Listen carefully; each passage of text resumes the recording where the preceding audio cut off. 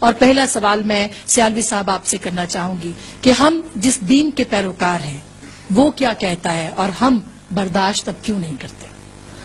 گزارش یہ ہے کہ جہاں تک برداشت کا تعلق ہے، برداشت الحمدللہ ہم کر رہے ہیں۔ اب میرا تعلق سنی تحریک سے ہے۔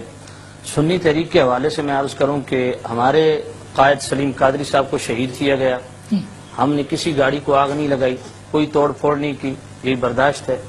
ہمارے اختر بھٹی صاحب عباس قادری صاحب کو شہید کیا گیا، ہم نے کوئی توڑ پھوڑ نہیں کی، کوئی ہنگامہ نہیں کیا، یہ برداشت ہے۔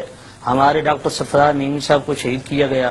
لیکن اگر اس برداشت کو آپ سلیمان تاثیر کے اس ایشو سے ریلیٹڈ کریں گی تو پھر اس وہ اور نقطہ نظر پھر مجھے بعد میں آپ کہتے ہیں کہ علماء میں اتفاق ہے، ایک دوسرے کے پیچھے نماز بھی پڑھنے کے لیے تیار نہیں ہوتے، آپ کیا اتفاق کی بات کر رہے ہیں؟ اچھا دوسرے یہ آپ ناموس رسالت قانون پہ اتفاق ہے، ہمیشہ سے ہے اور انشاءاللہ قیامت تک رہے گا، اس پہ اختلاف نہیں ہے۔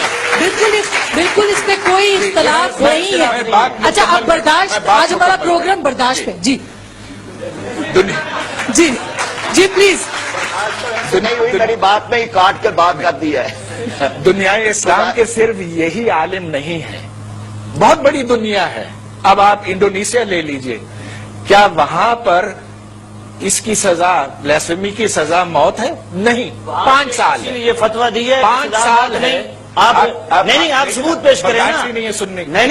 نہیں آپ نے کہا انڈونیشیا کا حوالہ دیا ہے، کیا انڈونیشیا میں کوئی ایسا پینل ہے، کوئی ایسا فورم ہے، کوئی ایسا علماء کا گروہ ہے جس نے فتویٰ دیا؟ تو مجھے ایک بات سمجھائیے، یہ بات امپورٹنٹ ہے، یہ بات امپورٹنٹ ہے پراچہ صاحب۔ میرا سوال آپ سے، چلیں آپ کریں۔ یہ انڈونیشیا میں باقی ہم اس پہ متفق ہے، بات یہ ہے متفق ہے لیکن قانون نہیں ہے۔ دیکھیں ابھی میں جو بات قانون آپ کہہ رہی ہیں یہ 295C کا قانون ہے، میں معذرت کروں گا، 295C کا قانون آپ کہہ رہی ہیں، یہ فگر آپ نے اپنی سہولت کے لیے اس کا تعین کیا ہے۔ یہی میں کہہ رہی ہوں، میری بات سنیں، توہین رسالت کا جو قانون ہے وہ دور رسالت سے متعین کیا گیا ہے اور خلفائے راشدین نے باقاعدہ طور پہ سزاؤں کا اجرا کیا ہے۔ بالکل درست۔ بخاری شریف کے اندر میں کیوں نہیں؟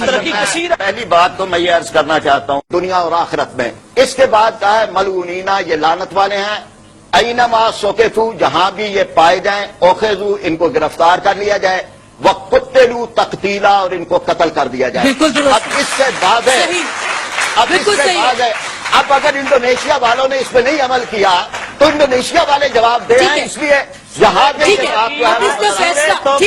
سورہ توبہ کی آیت نمبر 13 کا یہی مفہوم ہے جو براج صاحب بیان کر رہے ہیں۔ بالکل درست ہے، اس پہ کوئی یہ پوچھنے تو دیجیے، یہ جو اسلام کے ٹھیکیدار بیٹھے ہیں، الحمدللہ ہم ٹھیکیدار ہیں، ہم دعوے سے کہہ رہے ہیں ہم ٹھیکیدار ہیں، آپ ٹھیکیدار نہیں ہیں، ہم ٹھیکیدار ہیں، ہمارے پاس پوزیشن ہے۔ یہ جو اسلام کے ٹھیکیدار اور ہماری نہیں یہ ہمیں بولنے کو نہیں دیتے، صرف چند زبان دیتے ہیں۔ دیکھیں ادھر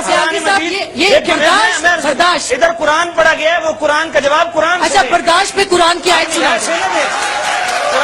آپ مجھے اگر وہ مسلمان ہے تو قرآن کا جواب قرآن سے دیں۔ سیالوی صاحب دیکھیے میں عالم نہیں ہوں، عالم ہونے کا میں دعویٰ نہیں کرتا، لیکن ہم ٹھیکیدار ہیں۔ سن تو لیں، لیکن